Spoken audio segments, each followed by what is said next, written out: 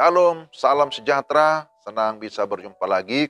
Kita akan mendengarkan renungan harian bersama Poku Kris Kota Wisata.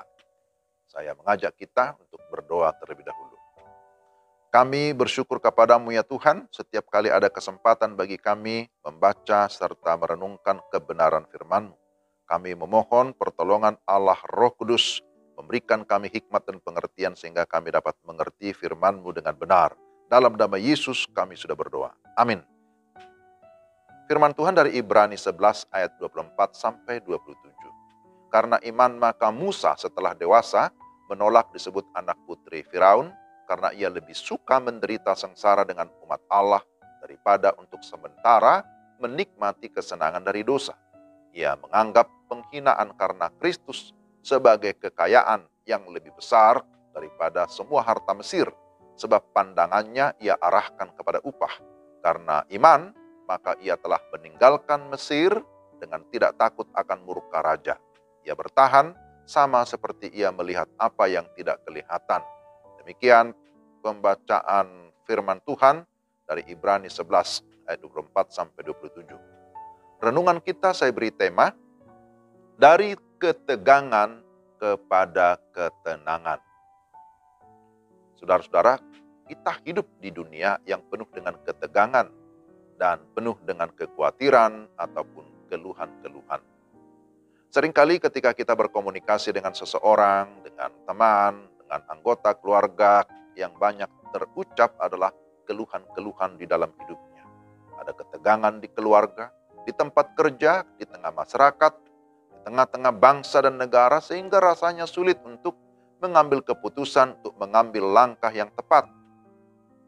Dan hal-hal yang demikian menegangkan bisa tanda petik merampok kedamaian pikiran. Banyak yang akhirnya mengalami tekanan darah tinggi, serangan jantung karena kehilangan damai dan stres.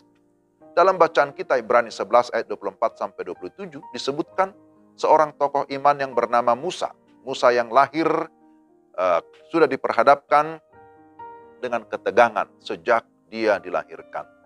Sampai masa muda di Mesir hingga masa tua memimpin bangsa Israel selalu diperhadapkan dengan berbagai ketegangan. Ia tentu saja mempunyai hak untuk khawatir terhadap situasi yang ada. Tetapi Alkitab menyebutkan bahwa ia adalah seorang yang lembut hatinya. Lembut hati bukan berarti lemah, akan tetapi dia memiliki kepercayaan diri yang tenang, sehingga dia mampu mengatasi ketegangan. Kenapa bisa? Nah, kita lihat beberapa prinsip yang sangat penting. Pertama, mengenali diri dengan baik. Dalam ayat 24, jelas menyatakan karena iman maka Musa setelah dewasa menolak disebut sebagai anak putri Firaun. Seseorang mampu mengenali diri dengan baik setelah dia memiliki iman yang benar. Musa menyadari bahwa dia adalah orang Yahudi yang memiliki iman kepada Allah Abraham, Ishak dan Yakub, berbeda dengan kepercayaan orang Mesir. Sebenarnya Musa sangat terhormat di kerajaan Mesir. Dia bisa menetap di sana dengan kenyamanan di istana sebagai seorang pangeran. Akan tetapi hal itu tidak mendatangkan kedamaian batin. Dia tidak bisa berpura-pura menjadi orang lain. Dia tidak bisa berpura-pura untuk menyenangkan putri Firaun. Maka dia mengambil keputusan iman dengan menolak disebut anak putri Firaun. Yang kedua, menerima tanggung jawab pribadi. Dalam ayat 25 disebutkan bahwa Musa lebih suka menderita sengsara dengan umat Allah daripada untuk sementara menikmati kesenangan dari dosa. Artinya dia menerima tanggung jawab khusus untuk memimpin bangsa Israel keluar dari perbudakan Mesir. Secara manusia atau secara keinginan daging, pastilah tidak mau susah. Apalagi melewati padang gurun yang sangat melelahkan. Akan tetapi iman yang benar akan mengikuti keinginan atau kehendak Allah. Mengikuti cara Allah, menerima tanggung jawab, juga menunjukkan adanya kedewasaan berpikir bahwa dia tidak lagi hidup untuk kesenangan diri sendiri. Jika kita menerima tanggung jawab dengan iman, maka di sana akan tetap ada kedamaian pikiran. Ketiga, mengetahui prioritas dalam hidup. Perhatikan ayat 26. Ia menganggap penghinaan karena Kristus sebagai kekayaan yang lebih besar daripada semua harta Mesir, sebab pandangannya ia arahkan kepada upah. Ayat ini menunjukkan bahwa Musa memandang Kristus lebih utama dari segala sesuatu. Harta Mesir hanya bersifat sementara, sedangkan iman kepada Kristus itulah yang kekal.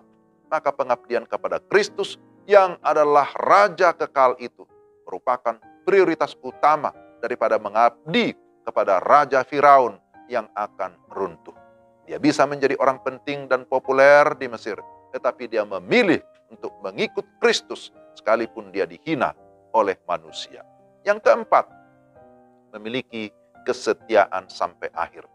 Ibrani 11 ayat 27 menyatakan bahwa Musa bertahan sampai ia melihat apa yang tidak kelihatan. Ia bertahan dan setia sampai akhir. Karena apa? Karena iman yang sejati. Musa jelas menghadapi berbagai kesulitan, bahkan penderitaan. Namun dia berhasil karena dia melangkah dengan iman dan kesetiaan. Saudara-saudara, persoalan-persoalan tidak membuat Musa kalah atau hancur, tetapi dia terus maju karena mengandalkan Tuhan. Sebagai orang percaya, bagaimana kita dapat menaati firman Tuhan? Bagaimana kita bisa menata hati dan pikiran kita agar tidak kehilangan fokus? Mari kita belajar dari prinsip kehidupan Musa, bahwa dia mengenali diri dengan baik sebagai orang beriman. Dia orang bertanggung jawab, dia tahu persis prioritas, dan dia setia sampai akhir, tunduk dan taat kepada Tuhan. Maka sekalipun ada ketegangan, itu berubah menjadi ketenangan karena iman kepada Tuhan. Mari kita berdoa. Tuhan, terima kasih untuk renungan hari ini. Roh Kudus kiranya meneguhkan iman kami dan memberikan kami kemampuan untuk dapat menjadi pelaku kebenaran firman. Dalam nama Tuhan Yesus kami berdoa. Amin. Demikian renungan kita hari ini. Tuhan memberkati saudara-saudara sekalian. Shalom.